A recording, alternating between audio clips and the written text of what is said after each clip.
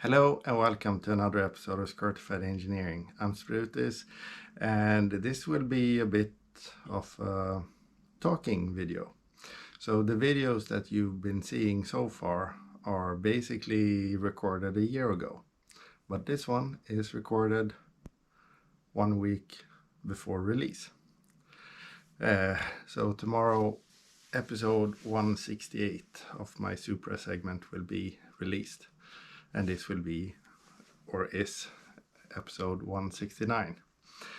And yeah, the reason is because the episode that I had recorded was about the front ABS sensor, but since that is not something that I've been able to try yet, so I can't say that it's working.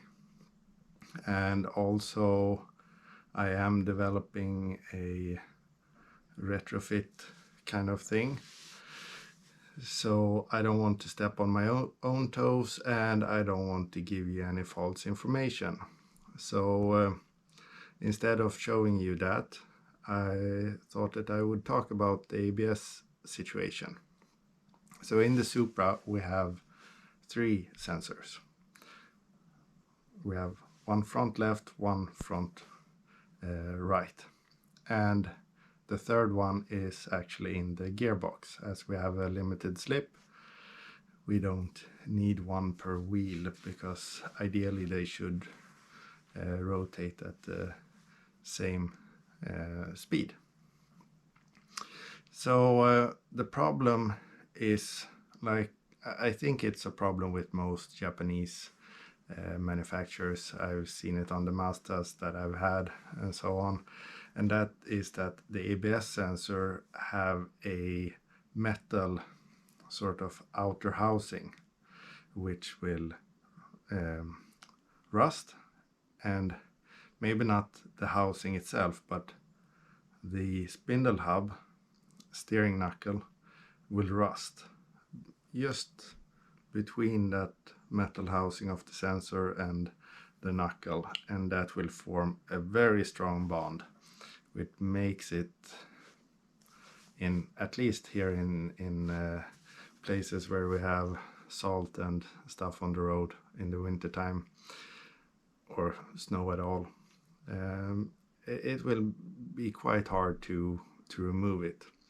When I replaced one for my Mazda, I actually had a friend who was scrapping his Mazda, and I got to cut. So the ear holding the sensor, I actually cut down around it to destroy the steering knuckle, so that I could remove the sensor itself, because the one I took off my car was smashed.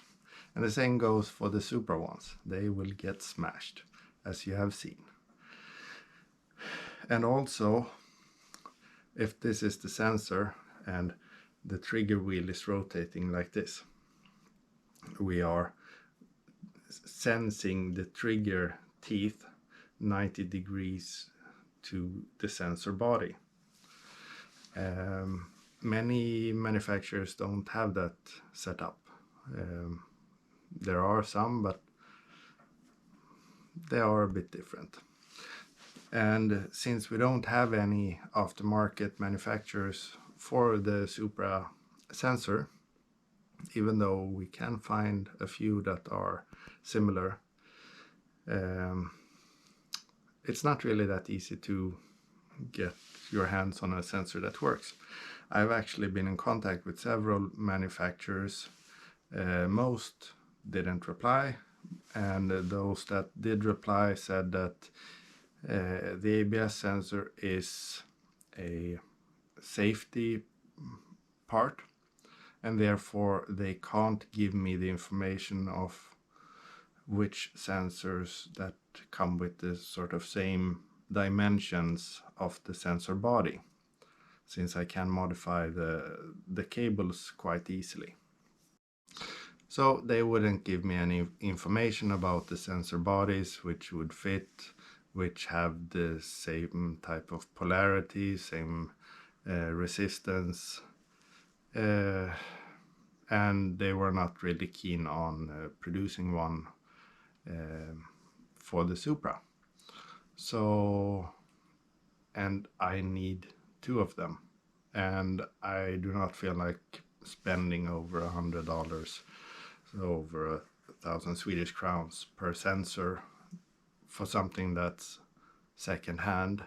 You don't know when they will stop functioning or whatever, and also if it happens again, then what should I do then?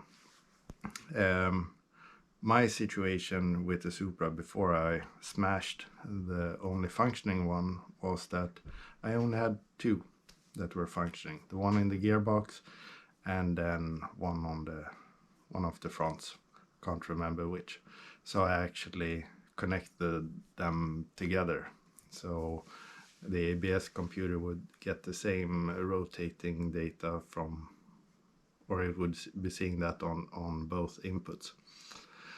Not the correct way to go about it, but at least I would have some sort of ABS functioning. So I smashed the only functioning one I had, so I can't go back to that. And now I've actually removed them completely.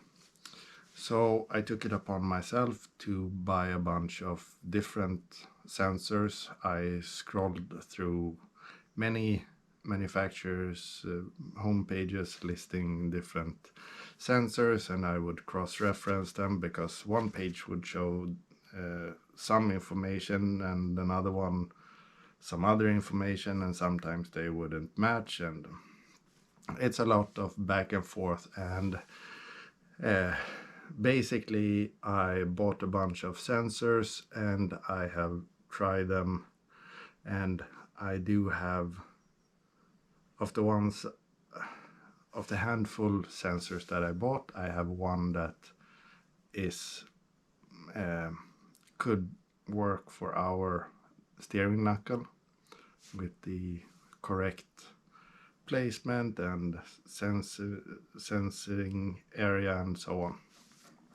I've tried it on the bench and it looks like I am getting a signal, but I can't yet say if it's a signal that our ABS computer will accept. It should.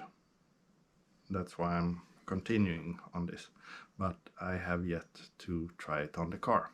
Once I've done that, I know that that's working or not working, and if it's working, I will continue developing my sort of adapter.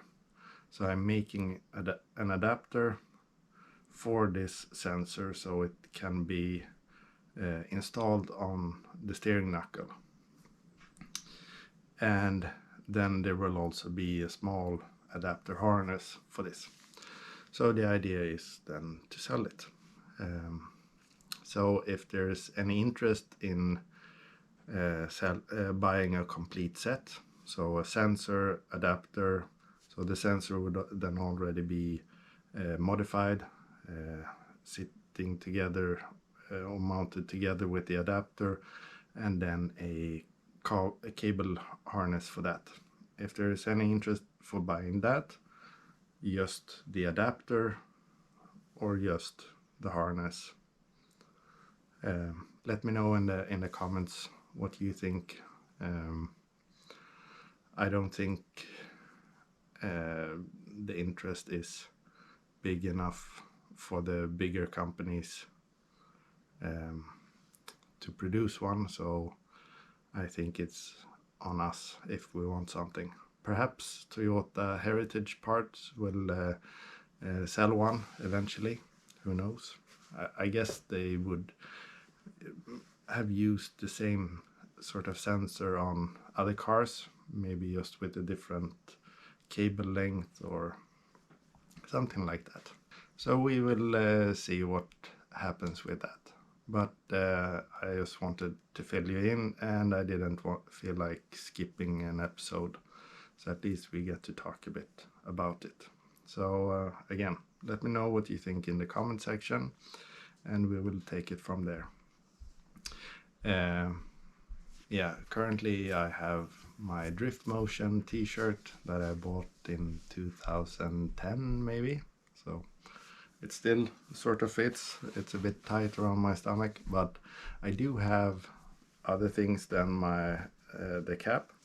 I have a Supra t-shirt and a Supra hoodie in my Etsy store if you feel like supporting the channel, so please go ahead and try and do so. I'm not sure if the shipping profile is correct, so perhaps I end up spending money for every purchase. We'll see. It's a gamble. But yeah, till the next episode, thank you very much for watching. Please like and subscribe. Stay safe. Take care. Bye bye.